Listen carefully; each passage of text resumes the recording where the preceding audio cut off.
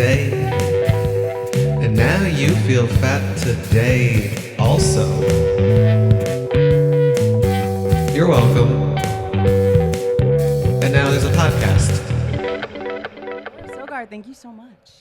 Thank you for having me. I'm so excited to be here. I'm like nervous. Don't be nervous.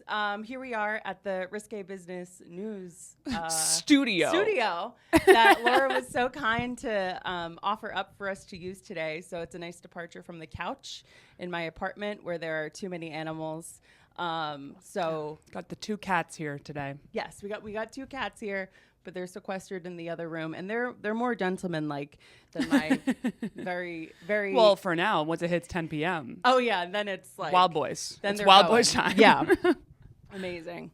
Okay, yeah, so thank you. I actually have been so excited to have you on and talk to you because you're my only friend ever that I've known to have competed at the Olympic trials for swimming. Yes, that was so I was a professional swimmer for a while, swam for 20 years, and they let me go to the Olympic trials. Can you believe? Amazing. So I wanted to ask, when did you start swimming? When I was 5 years old. Actually, technically before then, but I started competitively swimming at 5 years old. Okay. And then I didn't stop for 20 more years. Do you come from a family of swimmers? No. No. My dad swam a little bit in high school, so he knew like the basics of the sport, I guess. But no, my mother wasn't particularly athletic. I mean, she taught like Pilates for a little while, so like, you know, generic, but nothing like competitive. Yeah. Do you know why swimming was like the lane? Oh my gosh. Lane. You nailed it. Do you know why swimming was the lane that your parents sort of, because you're 5, you're not making that decision? Well, oh my God, I actually know exactly why. I like didn't sleep as a kid. And that's apparently very jarring for I would mom. imagine as such. My mom was like, we gotta shut this down. Like I would just Yeah. lay in bed, just like awake. Yeah. And they were like, this is weird. Yeah. You're a weird kid. Like, we don't like it. And then they noticed when they took me to swim lessons when I was little, like 2 or 3 or whatever, like, I don't know, whenever you, Yeah. I don't know what kids' size Yeah. are. When are you allowed to put them in the water? I think kids get put in the water pretty early because you want them to be like acclimated with it versus afraid of it. Yeah. Well, I know I did the mommy and me stuff like when I was, I guess, technically 1 or whatever, but that's really just babies being held in the water. Yeah. Yeah.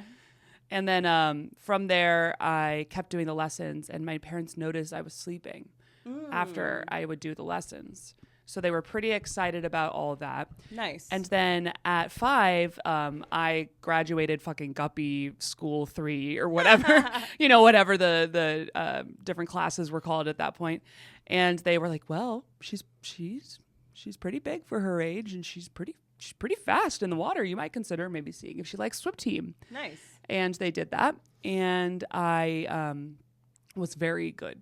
Yeah. I was very good, very young. Again, Yeah. I have a lot of jokes about this. I grew extremely fast for a kid. Like I was way bigger than, I was like, not even on those charts, those percentile charts. I was like, they were like, well, this is it. And you are here. Yeah, a total You're outlier. 3 pages down.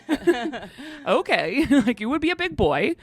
And, but that was very useful for Right. sports. Okay. So I just kind of kept going, and I like didn't really like it at first. But then when I was winning, I was like, no, I like this feeling. this is, Yeah.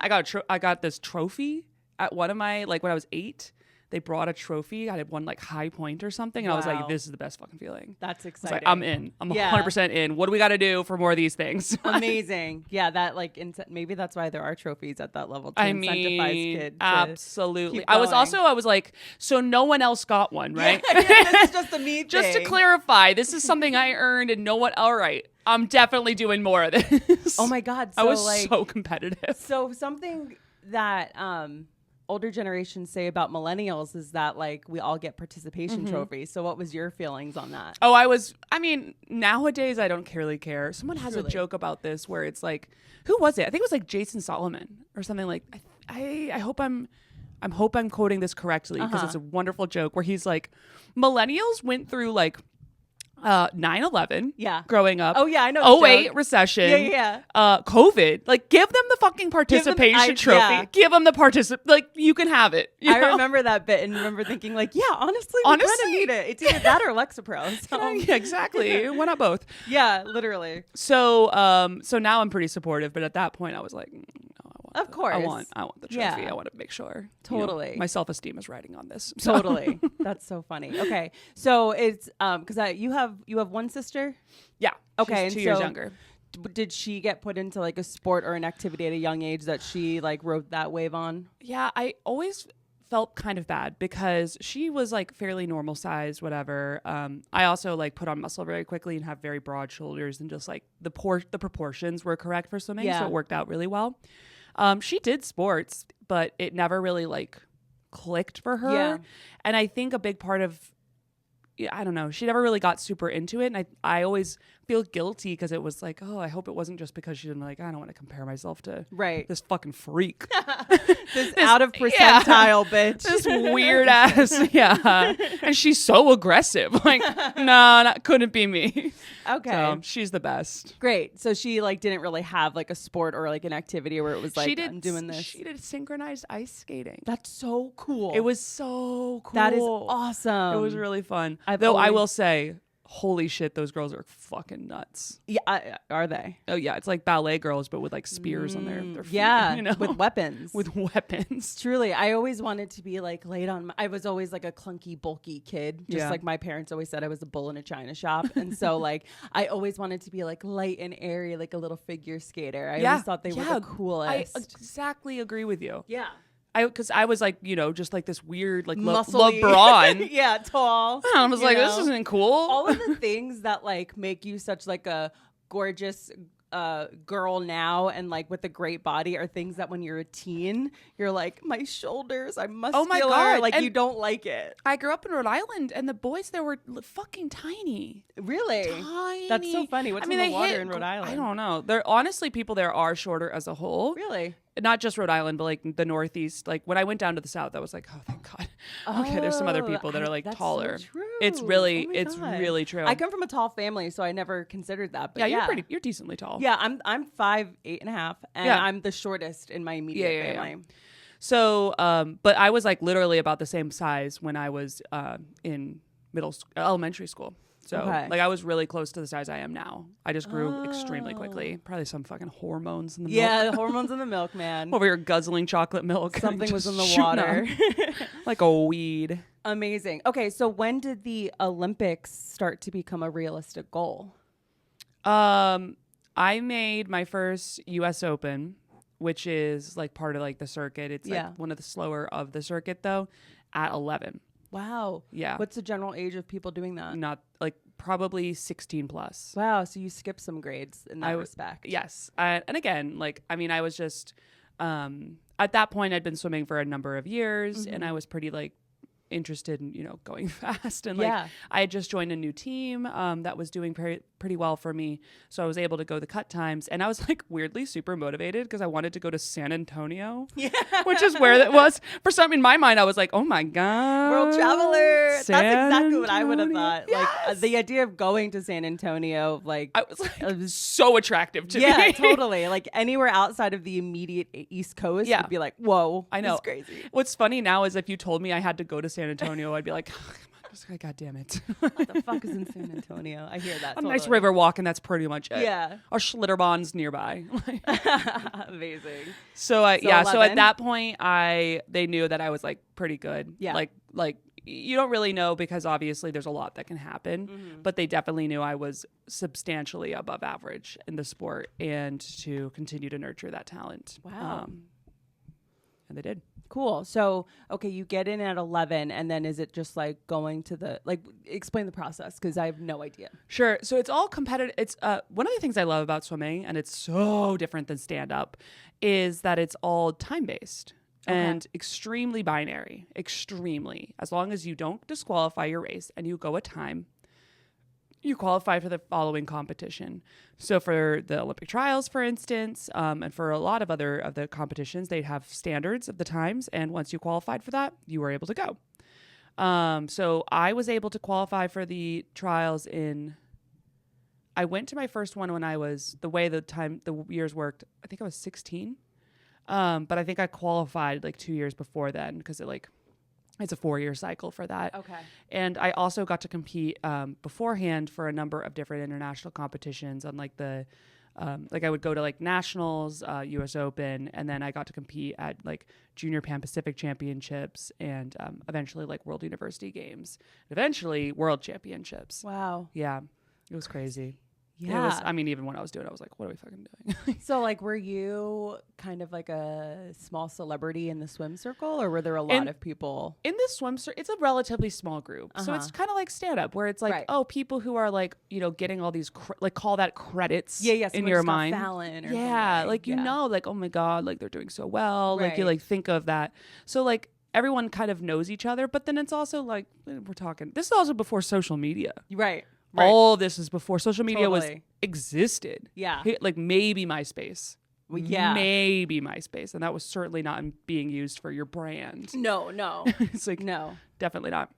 Like I was definitely well known in the swimming community, but not, right. outside at all. Yeah. It's like how open micers look at like certain comics being like, whoa. Like I remember being like first like a few months into comedy and seeing like comics that are now like my peer because of just how this whole thing works, and being like at the time like, oh my God, like they're at the same open mic as me. Like, I know what's happening. It is crazy. You don't know that, you don't understand the scope of the business, and it's wild how fast that all dissolves. I know. Yeah. Crazy. You just stick around long enough and that's like one this of guy's not that great actually. Yeah, like unlike swimming, one of the things with stand up is like never ever ever quit if you feel like you have it, because it's like sometimes you just do this so long something's gonna happen. Yeah. know? Yeah, there's success by being there. Right. And it may be of your own volition. As long as you're happy, it's like enjoy it. Right. Exactly. Your life is progressing. Right.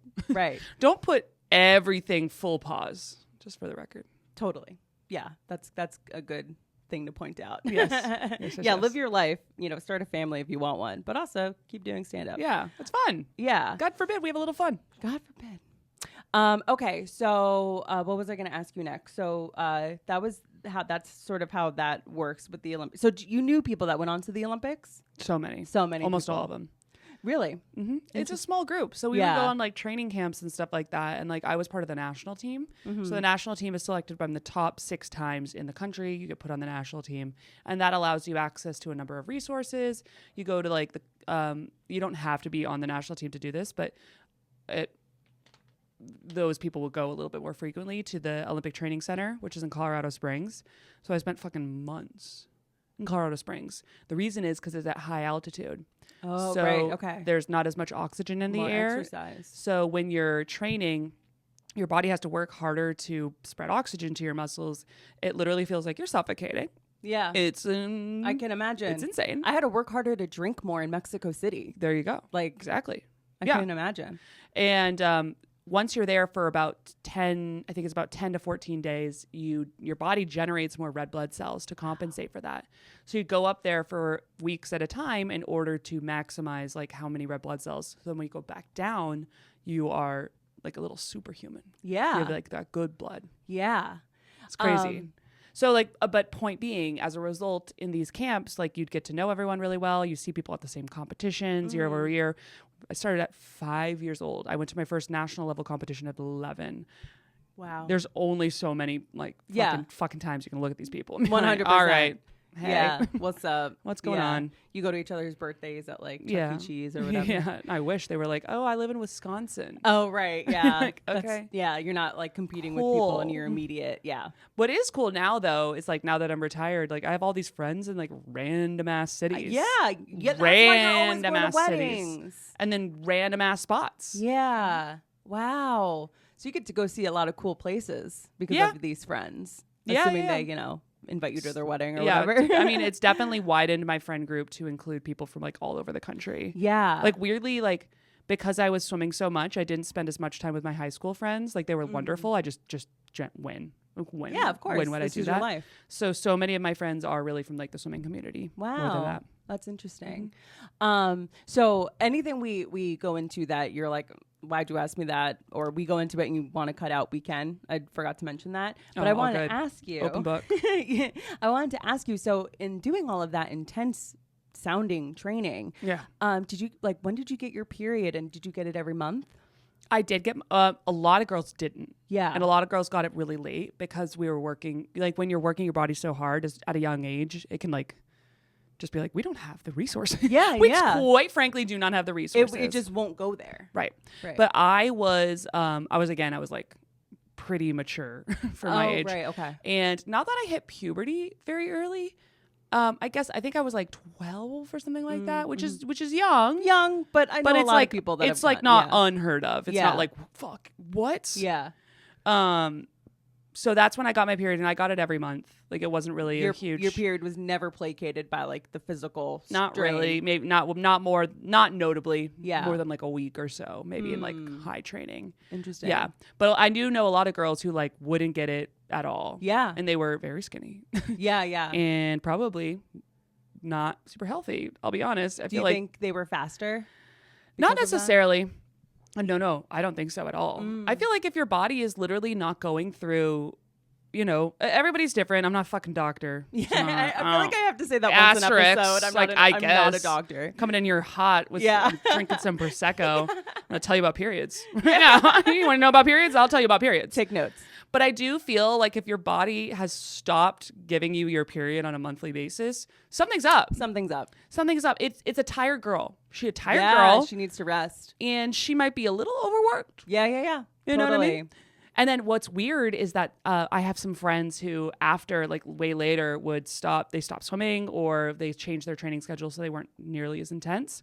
And then they would go through like another growth spurt. Wow. And like they would all of a sudden come back with boobs, and you're like, what do you have boobs What for? happened? Yeah. Why do you have boobs? And they're like, oh, I like ate and like had, a rest, Yeah. a good sleep, and I Yeah. got boobs. So my This is body great. can grow and Yeah.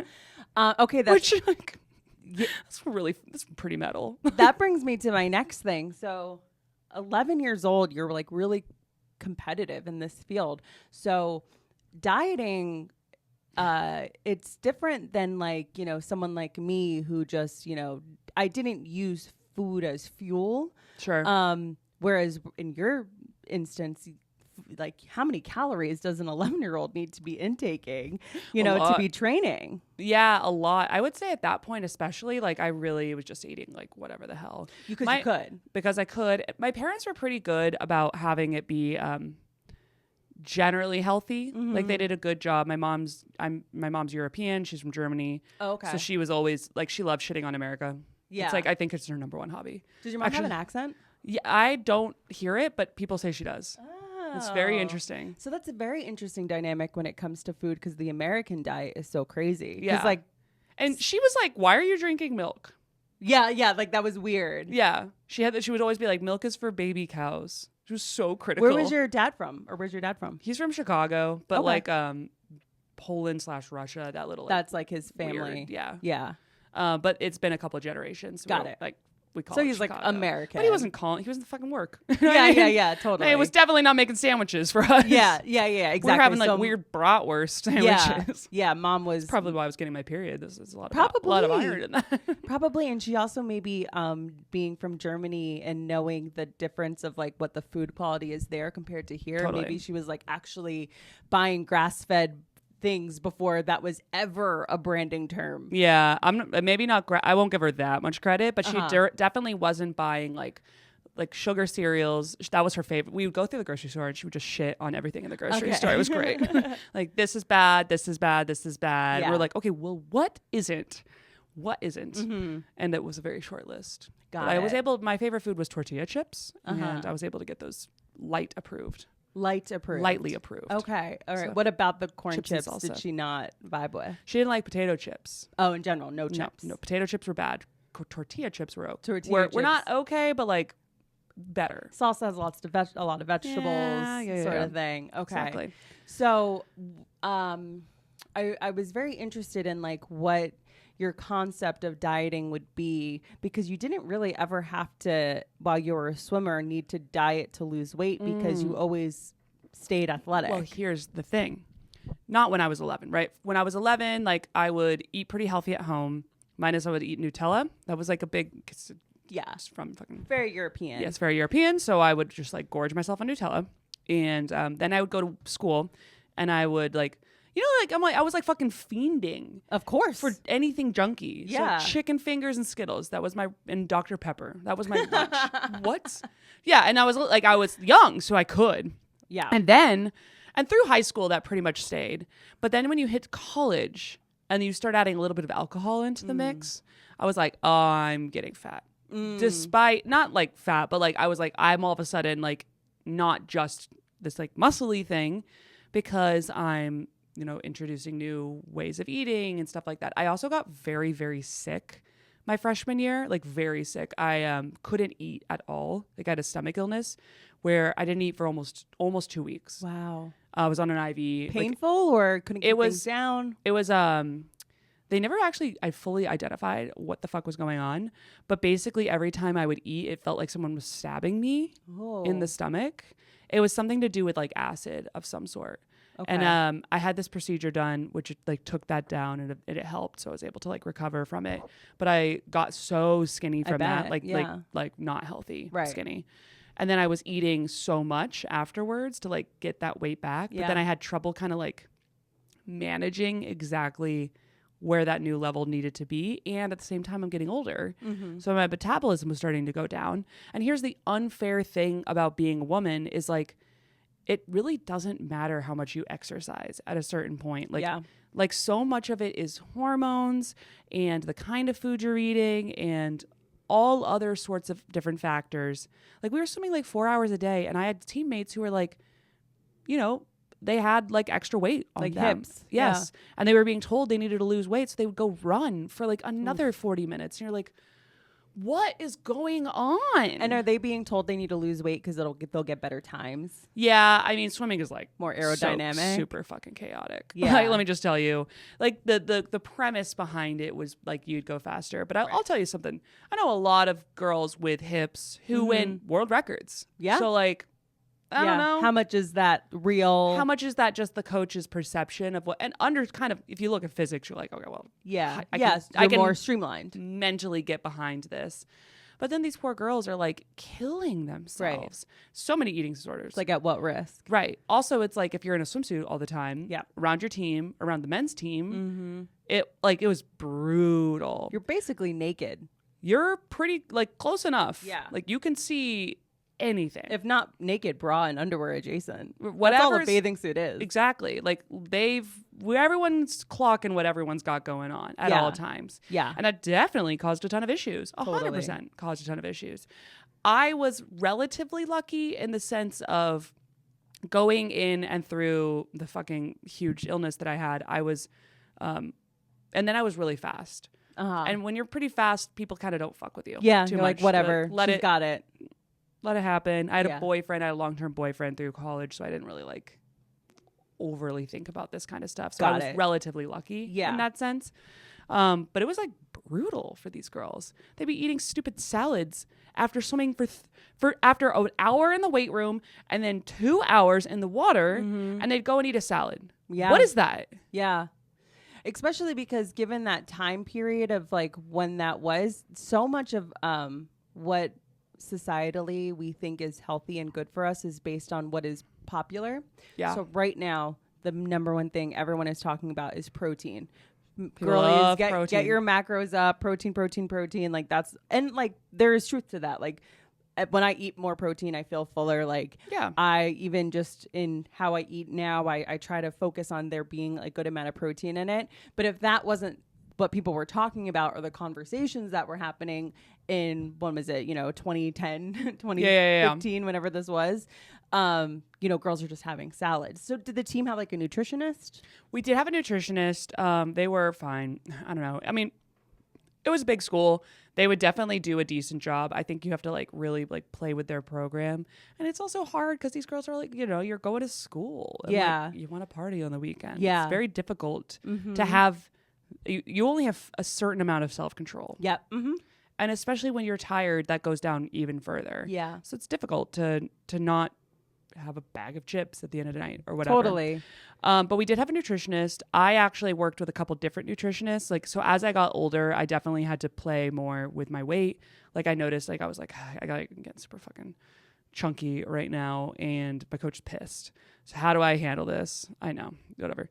One of the techniques that I really liked was one of my nutritionists told me to try to eat things that were only 8 ingredients or less, and where I know every single ingredient. Oh, and like interesting. kind of just do that and see how Yeah. it felt. That was probably my favorite diet that I ever done. Wow. 8 And ingredients or less, and you know all of the ingredients. Yeah. And that 8 is like, Yeah, give or take. obviously, if Yeah. it's a super lasagna or complex meal, like whatever. Yeah. But I think the biggest thing from that lady's perspective was taking out processed foods, which I'm pretty sure we're going to have some like risque business news on Yeah. the impact of some of this crazy shit that they're putting Yeah. in to In the our food, in our drinks, in the tap water. in the tap water. There's fluoride Just in the water, and the drink frogs are alcohol. turning gay. This is a departure of what I was asking you, but what's your thoughts on Celsius, the drink, the energy drink? Oh, what's in it? I don't know it. So I am very intrigued by Celsius because so many people love it, and they've somehow been able to position themselves as a health food item. Like I know people that take a drink of Celsius and they go to the gym. And my brother was telling me, he's like, I can't imagine drinking a Celsius and then not going to a gym setting, because I drink it and then I get this like feeling of, he described it as energy in his chest. It's like it like heats I'm up. sure it's some weird And ass supplement. It's that's like a not- pre-workout. Yeah, I mean, I've done so many pre-workouts, so like every pre-workout, like Yeah. pretty much on the market, and a lot of them are just like stimulants. of Yeah. varying It's like taking an degrees. Adderall and going to the gym essentially. It kind of is, and which is, I mean, it's not good, but like if your heart can handle that, you just have to be really careful of like your heart. Literally. Literally. Your heart will give out. So for Celsius, I don't know the details on what's in there, but it'd be like, you definitely want to check out what the ingredients are and make sure dosing is.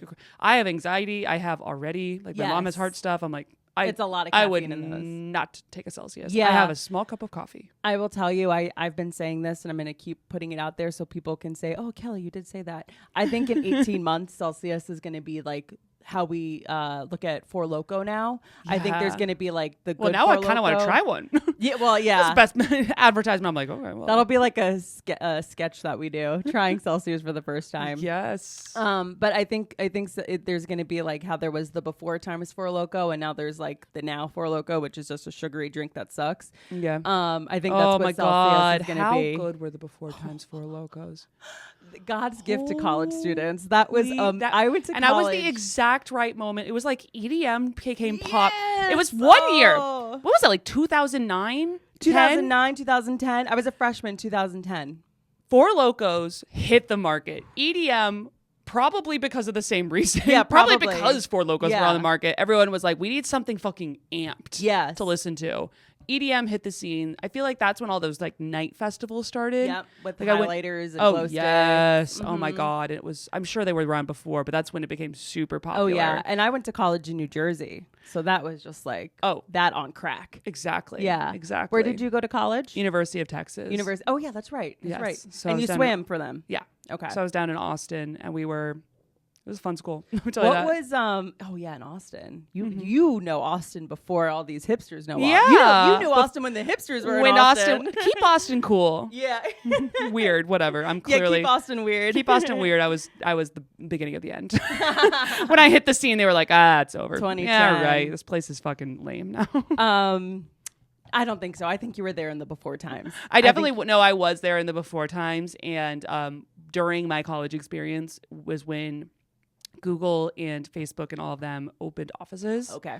And Yeah. that was when everything changed. Yeah. Because obviously they brought in a ton of like tech people who, I mean, I am one, and we suck. Like, we're the fucking worst. You know? Like, No, you're the best. uh, Okay. So, when you swam all through college, so was it like towards the end of college where it was like, okay, the Olympic, like now, when did you retire? I retired when I was in 2016, so I was 25. Okay. And I had gone to 3 Olympic trials. I Wow. went 2008, I got 8th place. I have a joke about this too. 2012, I got 4th place. Top 2 make it.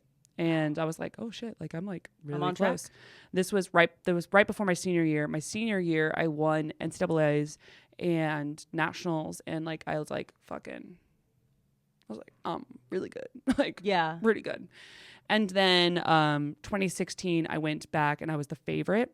The February of that year of 2016, I went a time that was the number 1 in the country and would have finaled at the Olympics.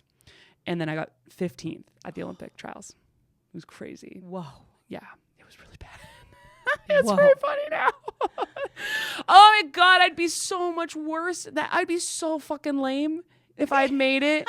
I love cannot that perspective. That's express to you amazing. how much I would suck. You would just been a little soldier. You would have been a little swimming soldier. Well, then all of these like really unhealthy habits would have been like just encouraged. fortified. Mm-hmm. Completely. You know what I mean? Yeah. It's weird. I think in the grand scheme of things, it was a really good lesson for me. But yeah. wow. I mean, so Didn't how go well. 2016, how old were you? You were 25. So I'd have been swimming. I had graduated 3 years before and had been 3 years. Yeah. And I'd been like working like part-time jobs and doing like random sponsorship shit to support myself until the trials. And then I was like, well, we're done. Yeah. We are hard done. You decided.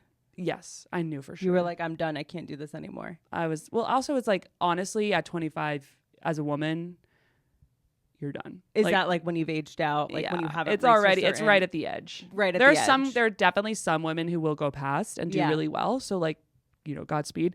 But the number just continues to dwindle in terms of quantity of people who can. Weirdly, men can do it for a while. Really? So like, I hate men. Men are like doing it, what, at like 32, 35? They might get up to that. It's always like at the end of the day, like you're still swimming. So unless you're Michael Phelps, right? Like, what are you? Yeah. So it's interesting what you just said of like, these unhealthy habits maybe would have been fortified, or they would have been fortified if you did get it and you kept going and like were like in the Olympics. And as I'm talking to you, I'm actually remembering that Michael Phelps has come out and like talked about how he struggled with mental health. There was an Olympian, I think, that had killed herself in the last few years. That was a swimmer, or I don't know if she was an Olympian, but I know it was a female swimmer that had killed herself. And I remember it being like the talk of the last Summer Olympics. There is a lot of, I think the last Summer Olympics, a lot of like mental health stuff kind of started coming out of, it's not healthy, like what we're doing. It's not a normal perspective. It's obsession. And here's the other thing that people don't realize. It's not like they're doing it for like a banking job where you're making a shit ton of money. Oh, that's right. And accumulating they're not making money. You were making money off of sponsorships, you said. Like a little bit, but like enough to like support myself through. And I love swimming. I'm very happy I'm glad I did all of that. I had so many wonderful experiences. Yeah, absolutely. It was like just part of my path. But there's definitely an element of it where it was like, it's a bit of an obsession, and unfortunately a lot of people just don't know when to move on or not. And you have to, when you're watching the Olympics, realize that they've put their whole lives frequently on hold. Not everybody. There's certainly the percentage that are able to like pivot and do like, they run a swim school, or they coach, or they run a motivational speaking tour. And there's like, I don't know, there's the gig economy. There's so many ways to make money off stuff. But then there's the people like fucking this girl who did a couple random sponsorships, had a few stipends, and like kind of pieced it together. I worked part-time for a little while, like random stuff like that, that was able to just push me through. And then afterwards I was like, I don't want to do that anymore. I need to launch my like the next chapter of my life. And it was really scary. And a lot of people really, really struggle with that. And I am very grateful that I was able to pivot my weird obsessions into stand-up comedy. Yeah. And not to mention your career. You're still mentally ill. You're a girly who is not only a working stand-up comedian, but also a working day jobber. We've got those day jobs. Hell yeah, we got those day jobs. And so what did you study in school? econ and business. Econ and business. So, Okay. like So you the were most able to generic use of that. Yeah. Yeah. I was like, oh, you want me to do sales? I got you. Yeah, I got you on that. I got you. Yeah. So I went and started doing. I work in cybersecurity now. Yes. Right. That's right. That's right. Mm-hmm. So you do cybersecurity. I do think that, you know, at a young age, like you picture little 11-year-old Laura Sogar and the path of what you went on, the path that you went on, the work ethic that entails. Yeah, it was crazy. Is something. It's one of those things where if I looked back, I know if I knew how much work it would be, I wouldn't be able to do it again. Okay, so I have a question on here that is, if you could whisper something to your younger self, what would it be? Ooh, that's a good question. I know it's kind of tough. I think like enjoy. This is so cheesy, but like enjoy the process. That's not cheesy at all. It's really so important. Oh my gosh. It's really, and I think I've like continued to try to remind myself that about stand up. Yeah. All the time, and work, to be honest. Like if you're not happy, don't get me wrong. There are some people who are like, if I'm not happy 100% of the time, like quit, you know? Yeah, And totally. you're gonna have down days. Right. You're gonna have Christmas training, like for swimming, where it's like really hard and you want to quit. Mm-hmm. You don't quit then. My parents did a really cool thing. Every season at the like end of the season, right after championships, like, you know, there's like 2 weeks or so until the next season picks up, if you're lucky. And, or it's right away. And they would always ask me, hey, it's time to like sign up for the next year of like, you know, swimming. Like, do you still want to do this? Wow. And if I agreed, then I had to do the entire season. Mm-hmm. There were so many times at Christmas training where I'd be like, I'm quitting, like, blah, blah, blah. And they were like, well, you're not. You can in 5 months. So like, we'll table this and we'll come back to it. Yeah, that's so funny you said that, because I just got a flashback to my own childhood. I did softball from like 5 years old up until high school, and my parents would propose the same thing. It's coming around. You want to do it again? And I always said yes. But when I was in the middle of it, I wanted to quit, and they never let me quit. I think that's a really good strategy. If I have kids and they do sports, I will definitely do the same thing, because it always made it my own, like, I guess, like I had agency around it. It was my decision to be there. Yeah. But they also didn't let me, especially when you're a kid, like, of course you're going to want to quit. I would stop and start everything. Of if course. if I had the ability to. Of course you I would. do it now as an adult. Yeah, exactly. Stand up is like the only thing that I've like picked up as a thing and consistently have kept done going with it for years. Yeah. Yeah, I know. So exactly. So I think that was a really, really good thing that they instilled in me. But one of the things I would like to tell myself is like the memories, like the stuff that I really took away from swimming. Yeah. I literally don't know my times anymore. Yeah. I know like 2 of my times. Yeah. I don't really give a shit. And I would just like beat myself up about some, and you got to do it to a certain extent, right? Right. You want to keep progressing and doing better. Better. But like also maybe like the people I met along the way and the good times that I had, and like the going to San Antonio and other places like that, you know. That was like really now the stuff that I look back so fondly on. Like the weird stuff in between the accomplishments was like what really made it like a wonderful experience that I'm so grateful for. Wow. That's fantastic. And I think a really good pearl of wisdom to impart on especially someone younger. I look back on things that were not as serious as swimming to the level that you were. It's also like not so, it's not. You're staring at a fucking black line. Yeah. No one's dying. Yeah. But you know, people are invested, you know, they're cheering you on. And I look back on my life and I just like wish I could have savored a lot more of the experiences that I've had versus worrying about the outcome of something or stupid boys. You know, just enjoy it. Opinions. Enjoy it. Yeah. Right. If or like one thing goes wrong and like fixating on that. Yes. Versus being like, yeah, but also 95% of this went right. Yeah. With wonderful people who've worked hard to like help enrich my life and likewise theirs. Right. So amazing. Yeah. Okay. So what was life like after the trials when you were like, okay, I'm done? And what was your relationship with your body after that? Oh boy. Well, out the gate, I was just kind of like, what am I going to do? You know? Yeah. And for a little while, I thought I was going to go to like business school or something like that. And so I studied for all the tests, got swiftly rejected for business school. And I was like, cool. Why do you think? It this is really competitive. I had really good scores, but I, for whatever reason, I only applied to like some of the top schools and like Typical Laura Sogar yeah, fashion. I know, what an You could idiot. have gone to like your state school. It's so funny because like in retrospect, I'm like, thank God, Yeah. because I don't think that career, like I don't think that would have been a wise investment of like Yeah. a lot of money. Isn't it crazy how life protects you sometimes? Yes. That's and one I was of those pissed. instances. I was like, Oh, this, yeah. I can't do this. Life ruining at Can't the do time. this. Also, it's like, what are you going to go to business school for if you haven't fucking worked? Like, go work first. Like, understand what are you businessing in? What are you businessing in? You don't know it until like I remember I graduated from college and started working right away, and I had learn what's up. yeah. I remember being like, why didn't I work more in college? Like I'm learning so much now. Yeah. So many things are connecting. My classes would have been completely different if I had worked during that time. Like in the field. I'm not saying work a side job at a pizzeria to have beer money. I'm saying worked in the field. Right. Completely. What did you study? I studied fashion. Cool. Yeah, and I worked in fashion for a few years post college. Oh my God. Yeah. Talk about a crazy ass industry. Insane. Yeah. It's like scary. I'm like, I got the chills. Why is like the one through line in the industries that we're talking about be that they don't pay any money until you've reached like a crazy level. Unless you're like a 1%er. Yeah, exactly. Yeah, I don't know. Okay, yeah, sorry. We were talking about how what we were going to do. You got rejected from the business school. So I get out of, I finished swimming and I'm dating my boyfriend at this point who lives in Los Angeles. So we're dating long distance.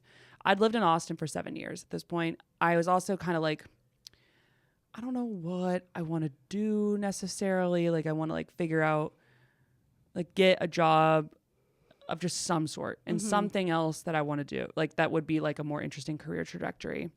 Maybe just try it out. And I was able to, find jobs in sales. Like obviously that's like a relatively, easy. It's a young man's job. The young man's job, lower barrier to entry than some of the other stuff that you need like advanced degrees or whatever. And I got an offer in LA and an offer in New York.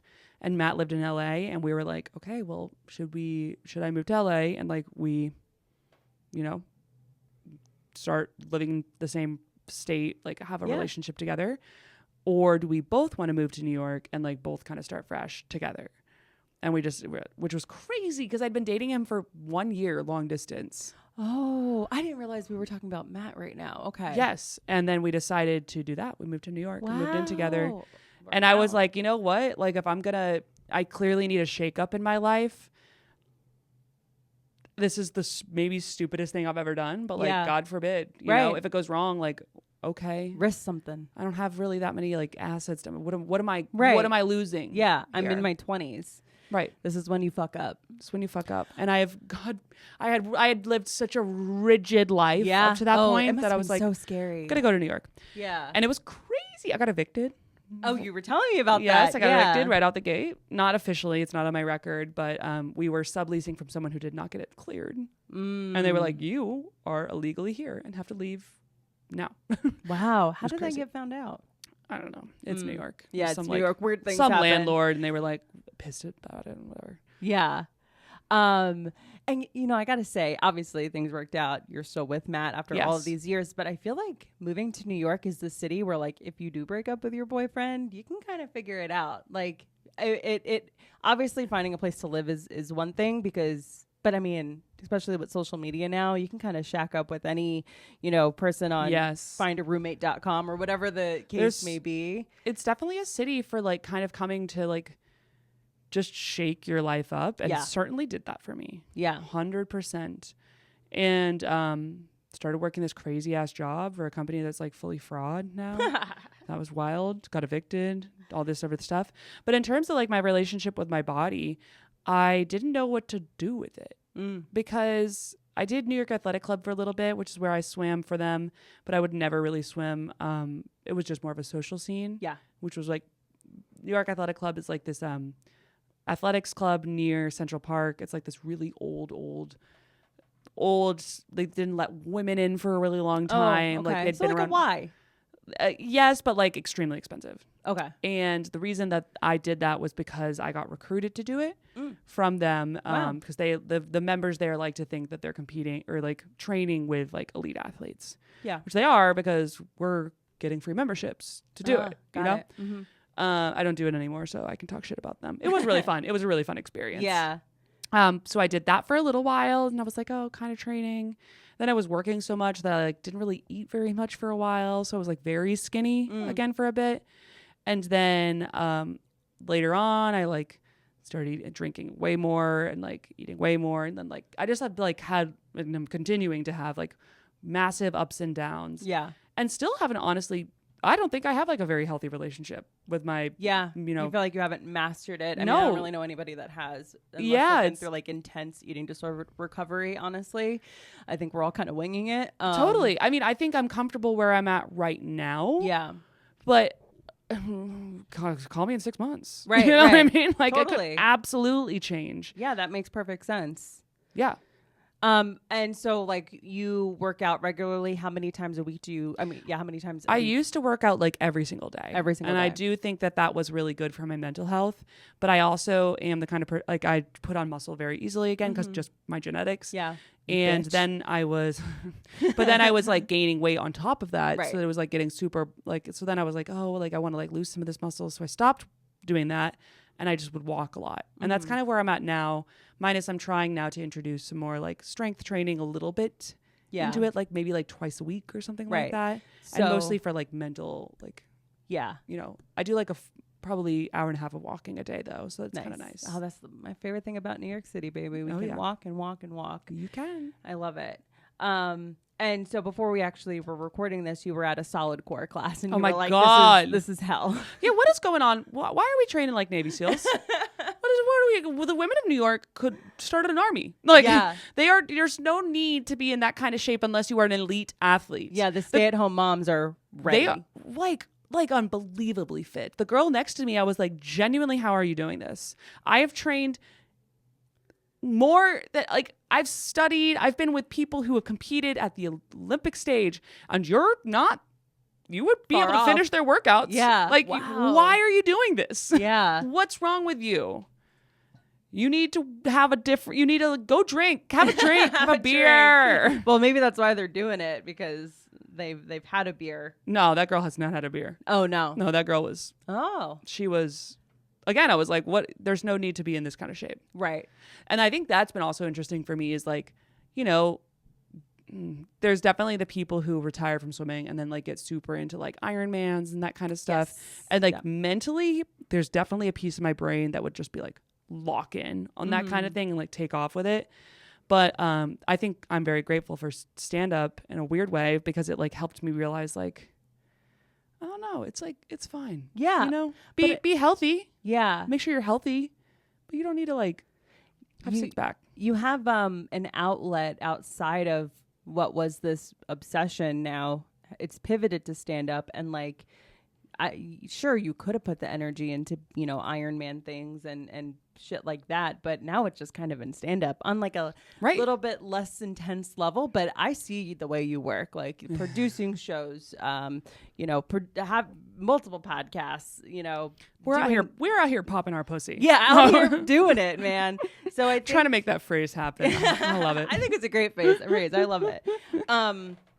Yeah, so I think it's just you've had the ability to channel into lock it into stand up, and your day-to-day career is nothing to shake a stick at. No, it's a lot of work. I think there's actually like a couple people in stand up who like secretly have like you have like a like we're all like real job. Real fucking jobs. Real fucking You know job. what I mean? Yeah. And but here's the thing. No one wants to talk about it in stand up. I know, never. No one wants to like brag on their careers. I was talking with Mika Mo over the weekend, and we were like, secretly, in order to like do stand up in New York, you kind of like have to be like director level at your job.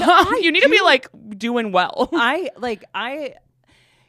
could be replaced at my current day job. Don't get me wrong. We all could be replaced, but you know what I mean. Level of that. No, like I think everybody really can be replaced, but I have to say I am an asset to my team. Absolutely. I am like, I've always been such a hard worker, and you have to be a hard worker to do stand up. You really have to. You have to be a self-starter. Like everyone has that like loser mentality, oh, like they're like, do all that coke, like from the 80s, that kind of Right. perspective. Yeah. Like, oh, they do drugs and drink Yeah, too they much and like party. out late and just Yeah. road dogs. And I'm like, I'm sure they're still That's out part there. of the game, honestly, though. Like, we are people that like will have shows and then like maybe we'll stick around for the hang after. And then guess what? Yeah, you pop your There's- pussy the next you morning. pop your pussy. You go from popping your pussy at the karaoke bar to Yes. the work from home desk, Exactly. all within 12 hours. Work from home does help. Oh, it does help. Oh gosh, my life changed after 2020. It really did. I have to say, like my ability to manage doing stand up and have my day job, productivity went through the roof when it was Totally. time for us to do work from home. And I think like it. Oh gosh, I mean, not having to commute in and of itself. I mean, Huge. because I'm leaving the house Huge. anyways, even though I do have to kind of convince myself to leave the house sometimes. It was a little bit easier when you went from the office to the bar for shows or whatever, or open mics, but now it's like I have to leave the house, so I'm going to. Yes. So I love work from home. I love it. It's just enabled me to get way more rest. Yes. And have, I think, additional years of being able. I do think, I mean, seeing, this is wishful thinking, right? Never know how careers are going to go. Yep. But seeing how people who are continuing to grow and like get really good, I don't know if this is sustainable long term. Oh, I agree. I do think there's going to be a certain point where it's like going to have to be this, if this, then, or like whatever. Yeah. But I'm excited for that moment because I I do think know. it's going to be a moment. I do think it'll be a thing where all of a sudden you're like, yeah, huh. Matt got fired. So he was Really? working, he was trying to do the same thing, like, work remote, like keep his job for as long as possible. And then when he moved to LA, he got fired. So he had to start doing like it all for money. Lit from the stand-up. fire under his ass to be like, this Totally. is my This is it. stream of income. Yeah. And he's Yeah. done a great job. He's done Yeah. a really great job. Amazing. I mean, I've heard that so much of like, you hear comics like have kids, then all of a sudden they're killing it. And it's like, well, now I have a thing to provide for. So it's just like the thing that they need. Yeah. And so, No shame, no cutesy stuff. Yeah. You got to like yeah, ask for what you're looking for. 100%. And I'm very grateful for my job and I would never want this to happen. But if I were to ever get laid off, which I actually just survived a round of layoffs congrats. recently, which Cheers. I'm feeling good about. Yeah. Hell yeah. Love that. Cheers. West, I feel as if I just kind of always had the sense that I will be okay. I will be okay. I'll pull it together. I mean, obviously stand up is I don't want to say impossible, but a very tough dream where being able to just all of a sudden make your livelihood from it on a there's dime also- is There's also, I think, a lot of different ways to look at like making a livelihood off of stand up. It's like, do you want to tour? right. Or do you want to do podcasting? Or do you want to produce? Yeah. Or like it's just like anything. Like there's a lot of different like ways to engage in the art form. Yep. In a very cool, productive manner. So got to keep an Totally. open mind. Yes. I'm telling myself. Okay. So how do you feel about aging? Skip it. Yeah. Skip it if you could. Totally. I mean, I agree. I don't know. I think if I didn't do so, this is the one harsh part about stand up is I do think that it's a bit of a young man's game in some elements, or a young woman's game. How Right. about this? There's the comics who are doing really well as women. A lot of them are older, but they don't look it. right. Oh my God. They that's really so don't. Nikki true. Glaser, are you fucking I kidding know, me? I know. Really? And that girl tortures herself. She Yeah. always is saying she looked old. Her skin is sagging. Like, she's like, I'm going to She age looks out of this. She unbelievable. looks unreal. She is the host of a show called F-Boy Island. Like, you have to be just as hot as the 20-somethings on that show. Yeah. And she's out here doing it. I listen to her podcast almost every day. And She rules. she rules, man. She's so cool. And But I hear you. Like, it's like, Yeah. if like, unfortunately, we've gotten a lot further. There are more opportunities for women like over 30. I hate to say it, but like, it's kind of I true. have never. Sorry, go ahead. But it's still like, it's really brutal. It's brutal. I've never been more aware of the way that I look ever since stand up. Agreed. And It really put me on my head still. I'm not I'm still in my head. I don't know what to tell you. I haven't gotten back out. Yeah. I'm not even talking about the actual act of getting on stage Yeah. and having people visually perceive you. I'm not even talking about that. When it comes to people that associate with you, when it comes to people reacting to you on social media, you know, like I remember May, friend of the pod, you guys know her. Yes. She was doing a podcast where she was engaged and she was wearing a black turtleneck, and she's an engaged woman at the time, you know, set to be married. And someone commented, "Aren't you supposed to be losing weight when you're engaged to be married?" And it's May. It's fucking May. Like, she is thin. Okay, she's Yes. beautiful. Like, But either way, it's people feel like they can say whatever they want, and Yes. they can. yeah. And it's like mostly you needing to be able to react to that. And I realized I was mentally weak around this stuff. I am not a soldier that I thought I was. I did not. mentally. And I was honestly, like, I definitely have gotten a couple of those comments where everyone was yeah. like, Laura's gained a bunch of weight. And I'm like, yeah, man, I went on Lexapro for Yeah, like, fucking 2 sorry, years. I'm trying to like get better mentally. Yes. Sorry, and that's like sorry, my ups and downs. atrocity to Listen your to my eyes. words. And they're like, we don't want to do that. No. We hate when you speak. We hate it. Even putting this podcast as a visual medium, which I know it just was like integral to the success of it, I was terrified. I'm like, I don't want to have to be putting myself on the internet visually. But it was crazy because even when I've gotten like nice comments, I've gotten mean comments, and I was almost ashamed with how much they impacted me because I always considered myself, a feminist. Right. And like, oh, like, I've done all these things. I value my accomplishments. I don't value what I look like.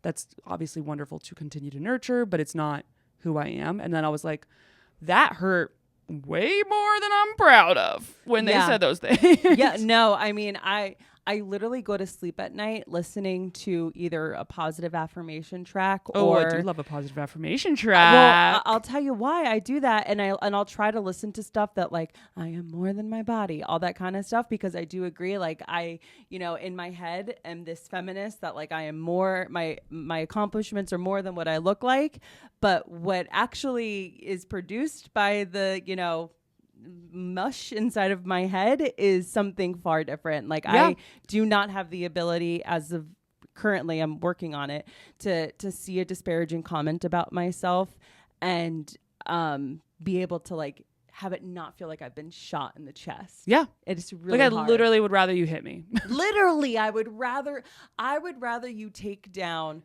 who I am as a person than come at me with the way that I look. And what the fuck is that? Where does that come from? And it's been present my entire life. And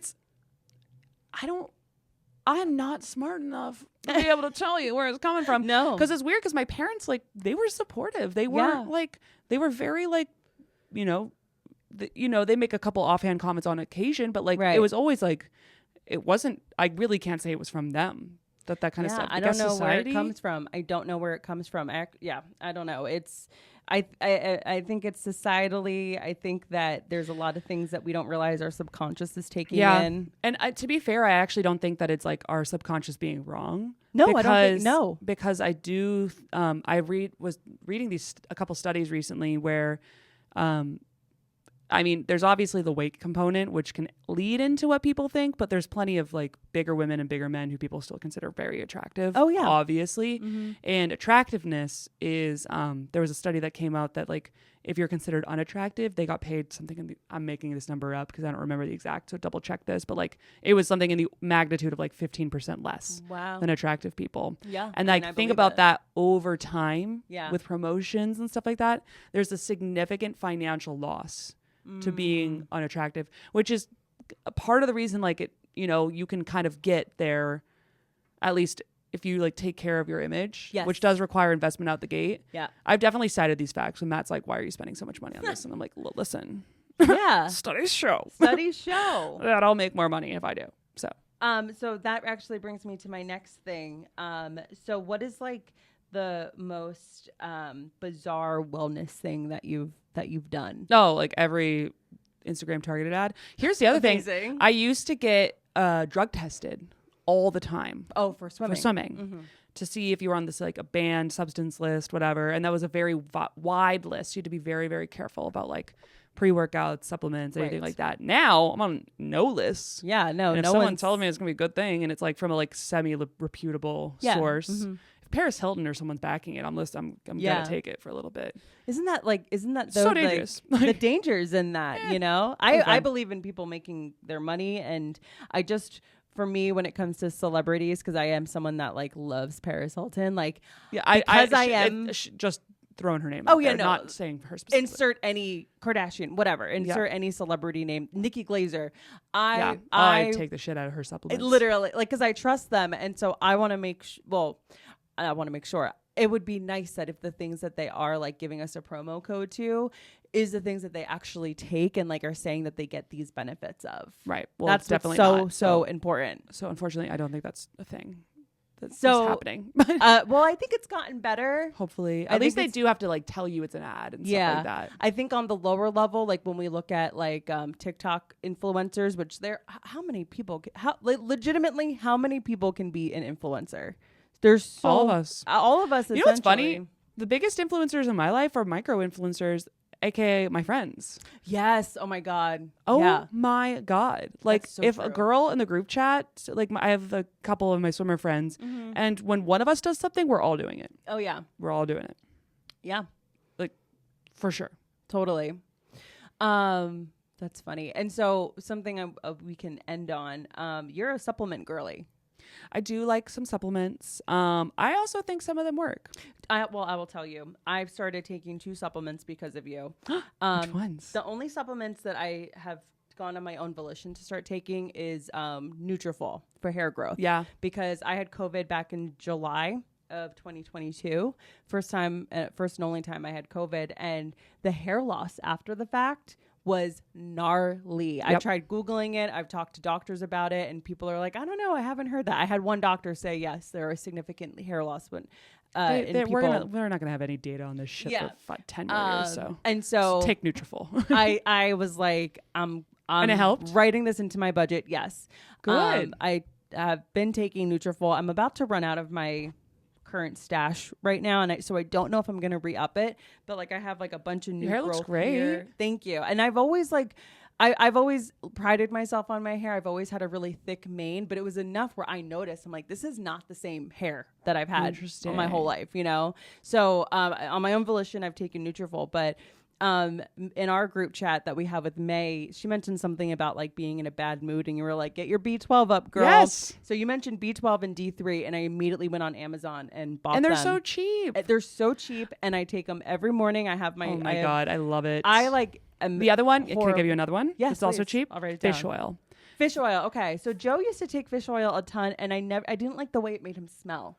There's different versions of it that have like no odor or whatever the hell. Okay. I'm like big into like the biohacking stuff. Like I like follow those subreddits and stuff like that. Yeah. So I find it very, very interesting. And I've read a bunch of books on this. So fish oil was one of the ones that like I would probably highly recommend for most people because it's got a lot of the omega-3s that help create white matter in your brain.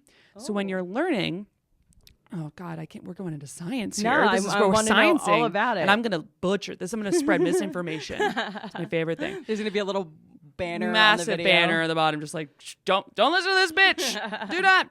But fish oil. So like when you're learning something in your brain, you have like the 2 different areas of your brain, and learning how to knit or some shit. It's those areas creating a circuit between them. Use brain words, and the circuit like has electricity go between those 2 areas, and then you learned a new thing, right? That's how you know how to now knit or whatever it is. Now, in order to make that, they basically like a wire. It needs to have this I think conduit might be the right word, but this like casing around it to help the electricity not like dispel. Got it. In that, it actually goes from one spot to the other quickly and easily and not lose the charge through it. And white matter is what allows that to do it. If you are a scientist and you're listening to this, you're probably like, you're so wrong. But point being, fish oil has the components that help you make that. Okay. If you don't have enough of them, it's harder for you to learn. Okay. And I swear to God, like when I was like training a lot and like working a lot and really trying to learn a bunch of new stuff, like in school, I would take fish oil, and I really, maybe it's a placebo effect, but I can't recommend this placebo effect more. It would really make me feel like I was able to like learn easier. Yeah. I find I have trouble with my memory, and Yeah. I think that I've been like looking for so many Just, I different don't know. ways. It's to, also cheap. yeah. When people are recommending stuff that's like easily accessible and like relatively cheap, then I usually start listening because I'm like, you're not making money off this. Right. When they're like, well, it's $120 a bottle. Yeah. And you only get it through my referral code. Then I'm like, okay, well, What is this? Yeah. Yeah. I feel like you're trying to sell me a crystal or something. totally. Versus it's like you can go to Kroger, go Yeah. to like Stop and Yeah. Shop. It's there. It's probably like buy one get one 50% off. Totally. Like that's every supplement ever has been that way. Amazing. Yeah, totally. So, okay. So fish oil, I should add to my D3 and B12. And B12 I take because, I joke with my boyfriend in the morning. I'll be like, I got to take the pill so that I'm less mean to you. Like, cause it'll supposedly put me in a better your mood, energy. helps my brain function. Vitamin D also is huge for that. And Vitamin especially D. in the Northeast, most people are low on it. I've heard that. I got it tested earlier this year and they were like, you have none. What's going on? Are you Whoa. good? They gave me a shot on the spot. Really? Yeah. Interesting. Yeah. It was it was literally January in Oh, New yeah, York true. City. That makes sense. So I like hadn't seen the sun. Yeah. And they were like, we can tell. Yeah. Interesting. Do you go to like a homeopathic doctor or like a... So I started going to this like health spa kind of group, and I basically get like vitamins and like IV stuff from them. Okay. Again, I'm like pretty into like biohacking shit. Yeah. It's pretty interesting. But I have definitely noticed that like by doing some of those like different, the IVs, the shots, and I do like cryotherapy, which is probably a crock of shit. But I like Cryotherapy it. is cold? Mm-hmm. Okay. Where you go in and it's like all the, I think it's like liquid nitrogen or something that they use to cool the air to like, I don't know, negative something degrees. You're only in for like 3 minutes and you get really, really, really cold. And more than anything, it just kind of like zaps your brain and you're like, "Ah, I'm up." And it puts you in a good mood. I have to tell you, the one time I've done a cold plunge, Yeah. I went to Bathhouse in Williamsburg for like a spa day, and they had a cold plunge pool. And I was like so scared to go in, and I was looking at it all day because I was there from Yeah, like you're 9 o'clock in the circling morning. it. Oh yeah, literally. And finally, I was just like, just hop in. And so I just jumped in because I can't like walk in. I have to jump in. I jumped in. I sat in there for, let's say, I don't know, 2 minutes. And I got out, and walking into that wet sauna. Oh my God, that was amazing. It's like I felt like awake. I felt alive. Yeah. I was watching this show where this guy goes to Iceland. He's like on a search for happiness. So he goes to all these. It's actually Rainn Wilson from The Office. Oh, cool. Yeah. I love Iceland. Well, I've never been, and I that's why I turned on the show because I'm like, oh, I love Iceland. I want to check this out. Yeah, It was so beautiful. He was like, there was a portion of the show where he was gonna go with a group of women into like, plunge into the ocean, and he's like, I don't want to do this. Like, why am I doing this? He was like mad at himself for having to do it, and then he goes in and comes back out, and he's like, all right, I'm ready to go back in. That was fantastic. Aww. So yeah, so I do think there is something to cryotherapy, even when it comes to like circulation. That in and of itself. Yeah, I mean, people used to say it was good for like your muscle recovery and stuff like that. Even if that's not true, I do kind of enjoy the impact of like just I can like the clear mental my sinuses. the mental clarity that comes from it. And they also have like the LED light or the red lights and stuff like that, Right, which are supposed to be really good. I have no idea if those do anything, but it feels like you're just laying in the sun for 20 minutes. You're like, feels like a tanning bed almost. yes, but it's not bad for you. It's not bad UV rays. Correct. Okay, so what supplements, if you know them offhand, do you take regularly? I kind of depends on what I'm like feeling like. So those ones are pretty consistent. Yeah, the fish oil, the B12. The vitamin D you can the take too much D3. of, which you probably won't get to, but I just take one pill of each of these. that's 100% fine. You could probably do more than that, but it's all good. Yeah. And then obviously vitamin C and those kinds of ones like that. I have been doing NAD recently. NAD. That is, I couldn't honestly explain to you Okay. how it's supposed to work, but there's this doctor that I love. Oh my God, I'm forgetting his name. I think it's Dr. Sinclair. And he does all this like age, like treats age like a disease that you can treat. It's very interesting. So check him out. And he talks about NAD being potentially this thing that can help that you lose as you age. Okay. So something that can be supplemented. It's very early stage. It's very woo-woo. I wouldn't be like, if you're doing that or fucking feeding your family. Right. Like feed your family. You know what I mean? But if you, I don't know, if you want to try some bullshit. This is very much disposable income. 100%. Treat it like a hobby. Yeah. But I like it. Cool. I think it does some stuff. Nice. And then, it's kind of like the core ones, I would say. Iron. Most women are low on iron. I've heard. Yeah. Most women are low on iron. Another perk of Take being an a iron woman. Nice. Pill. It's again like $4. Like Yeah. for like 100. Like Yeah. I know so many women that are anemic. So many. Cold bitches. Yeah, we're all anemic, and then the men all have low T. Yeah. What's up? What happened? And we all have high T. Yeah. What's going on? Man. Mm-hmm. Amazing. Any parting words for our guests? I mean, for This our was so audience? fun. It's all a bunch of stuff that I like talking about, too. I was so excited to talk to you. I was thank really excited you. to learn about this swimming stuff. It's something I've always known about you, but like, I don't know, when we're sitting having wine, we don't really like, chat about it. Tell me about your childhood. Yeah, exactly. Tell me about this, major part of your life. Yeah. But amazing. It's been a pleasure to have you. Where can people find you? I mean, on the classic, the social media, and I actually don't TikTok yet. I should, so maybe find me there. But just my name, Laura Sogar on Instagram. And then I have a podcast with May Planner, who we've referenced a couple times in the pod, where we talk shit about the business world, risque business news. It's great. It's really a lot of misinformation. It's so funny. I love catching it. Watch the YouTube. You get to see this beautiful studio. Thank you for letting me crash in your Oh my God, studio. of course. It's great. This is amazing. So fun. And until next week. Thank you, everybody. Thank you. Bye.